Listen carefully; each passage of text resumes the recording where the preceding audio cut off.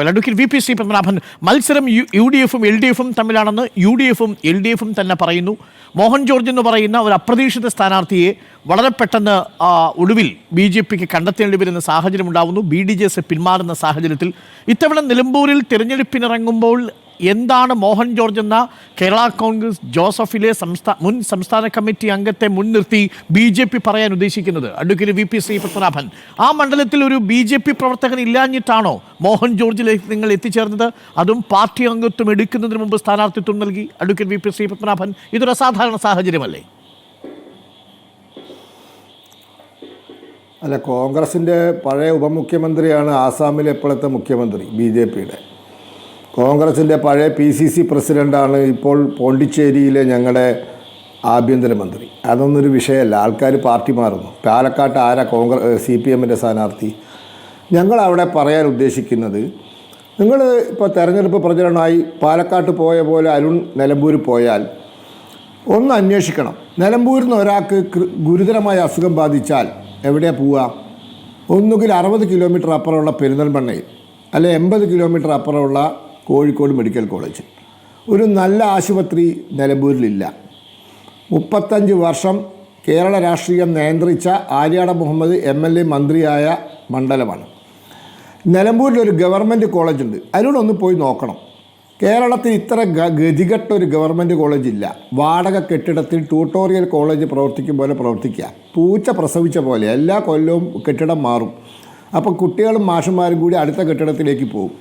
ഒരു പ്രാവശ്യം വാടക കൊടുക്കായിട്ട് അതിൻ്റെ ഉടമസ്ഥനെ പൂട്ടിയിട്ട് പോയി.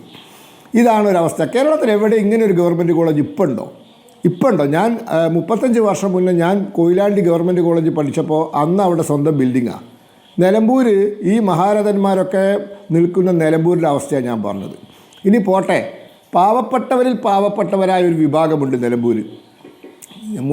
ആദിവാസികൾ, ചാലിയാറിൻ്റെ അപ്പുറത്ത് കാട്ടിൽ താമസിക്കുന്ന ആദിവാസികൾ.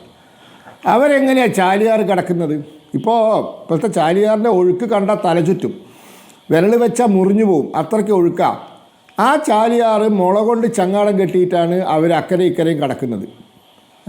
അവർക്കൊരു നടപ്പാലം പോലും ഇല്ല. നിലമ്പൂരിലെ ഗ്രാമപ്രദേശങ്ങളിലെ റോഡുകളിലൂടെ താങ്കളൊന്ന് പോയി നോക്കണം. ഇപ്പോൾ അങ്ങോട്ട് പോവുമല്ലോ താങ്കൾ. പൊട്ടിപ്പൊളിഞ്ഞ റോഡുകൾ. ഫെബ്രുവരി മാർച്ച് മാസമായാൽ നിലമ്പൂരിലെ മലയോര മേഖലയിൽ കുടിവെള്ളമില്ല. ജലനിധി ഈ ജൽജീവൻ മിഷൻ പദ്ധതി പ്രകാരം പൈപ്പ് ഇട്ടിട്ടുണ്ട് പല സ്ഥലത്തും, പക്ഷേ വെള്ളം കിട്ടിയിട്ടില്ല. ഇനി പെരിന്തൽമണ്ണയിൽ നിന്നും നിലമ്പൂരിലേക്ക് പോകുന്ന റോട്ടിലൂടെ ഒന്ന് പോകണം. വണ്ടൂർ അങ്ങാടിയുടെ 2 വശവും ഒഴിച്ചു നിർത്തിയാൽ പൊട്ടിപ്പൊളിഞ്ഞ റോഡ്. നിലമ്പൂരിലെ പൊട്ടിപ്പൊളിഞ്ഞ റോഡുകൾ, നിലമ്പൂരിലെ ആരോഗ്യ മേഖലയുടെ പ്രതിസന്ധി, നിലമ്പൂരിലെ വിദ്യാഭ്യാസ മേഖലയിലെ പ്രതിസന്ധി, നിലമ്പൂരിലെ ആദിവാസികൾക്ക് പുഴ കടക്കാൻ ഒരു നടപ്പാലം പോലും ഇല്ലാത്ത അവസ്ഥ, കുടിവെള്ളമില്ലാത്ത മലയോര മേഖല, പൊട്ടിപ്പൊളിഞ്ഞ റോഡുകൾ, ഇതൊക്കെയാണ് നിലമ്പൂർ. ഈ നിലമ്പൂരിനെ പറ്റിയാണ് ഞങ്ങൾ സംസാരിക്കുന്നത്. അതേ സമയത്ത് നിങ്ങളൊന്ന് നിലമ്പൂർ റെയിൽവേ സ്റ്റേഷനിൽ പോയി നോക്കണം. ബ്രിട്ടീഷുകാരുണ്ടാക്കിയ റെയിൽവേ സ്റ്റേഷൻ അമൃത ഭാരത് പദ്ധതി പ്രകാരം കൊല്ലം റെയിൽവേ സ്റ്റേഷനും കോഴിക്കോട് റെയിൽവേ സ്റ്റേഷനും എറണാകുളം സൗത്തും നോർത്തുമൊക്കെ പുനർനിർമ്മിക്കുന്ന അതേ മാതൃകയിൽ നിലമ്പൂരിലെ റെയിൽവേ സ്റ്റേഷൻ പുനർനിർമ്മിക്കുക. Shoranur Nilambur railway line electrify ചെയ്തു. 2ാം മോഡി സർക്കാർ ഇലക്ട്രിഫൈ ചെയ്തു. ബ്രിട്ടീഷുകാർ പോയതിന് ശേഷം കാലാകാലം കേട്ട ഒരാവശ്യമാണ് നിലമ്പൂർ നഞ്ചങ്കോട് റെയിൽപാത. എത്ര കാലം കോൺഗ്രസ് ഇന്ത്യ ഭരിച്ചു? 55 കൊല്ലം കോൺഗ്രസ് ഇന്ത്യ ഭരിച്ചു. ഇന്നിപ്പോൾ അതിൻ്റെ സർവേ ഈ മോഡി സർക്കാർ പൂർത്തിയാക്കാൻ പോവുകയാണ്.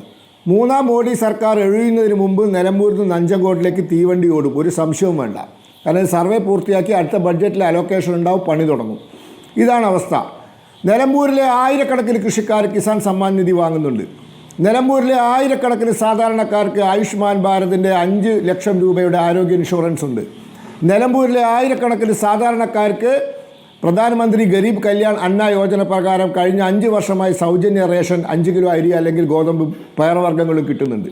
നിലമ്പൂരിലെ 100 കണക്കിന് അമ്മമാർക്ക് പ്രധാനമന്ത്രി മാതൃവന്ദന യോജന പ്രകാരം ആദ്യ പ്രസവത്തിൽ 5000 രൂപയും 2ാമത്തെ പ്രസവത്തിൽ പെൺകുട്ടിയാണെങ്കിൽ വീണ്ടും 5000 രൂപയും കിട്ടിയിട്ടുണ്ട്.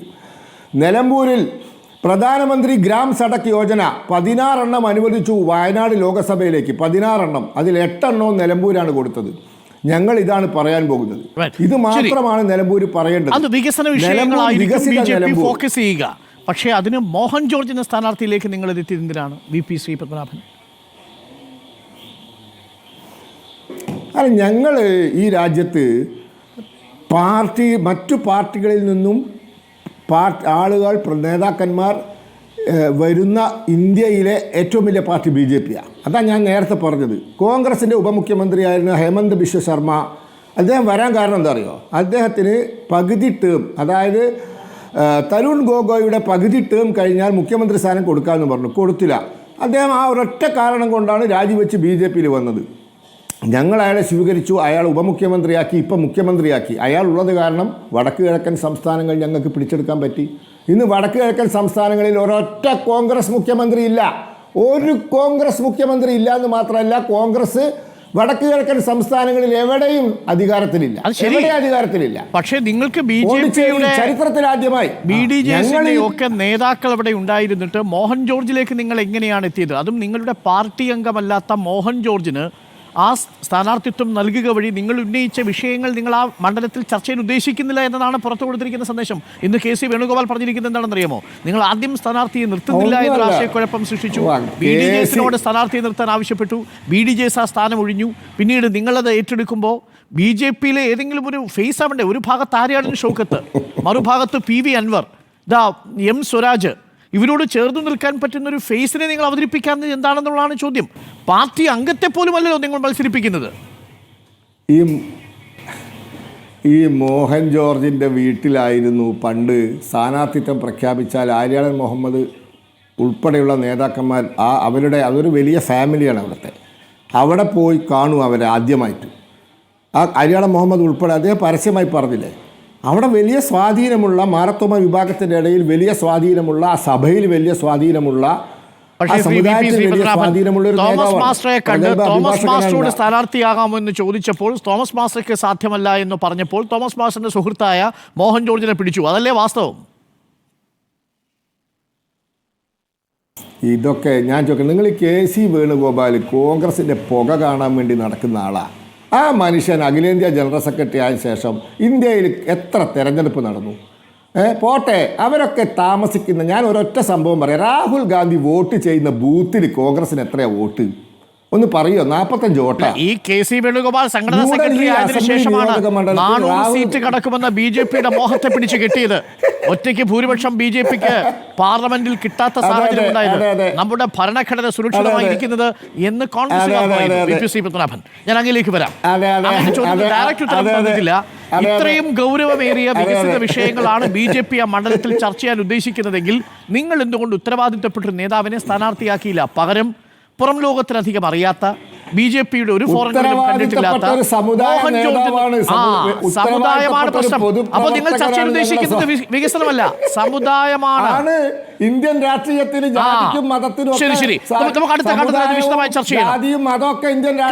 സമുദായമാണ് നിങ്ങൾ ചർച്ച ചെയ്യാൻ ഉദ്ദേശിക്കുന്നത്. ആ പോയിന്റിലേക്ക് താങ്ക് യു VP താങ്കൾ എത്തിയത്.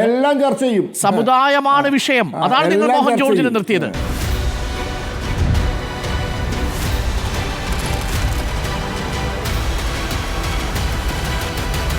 Debate with Dr. Arun Kumar.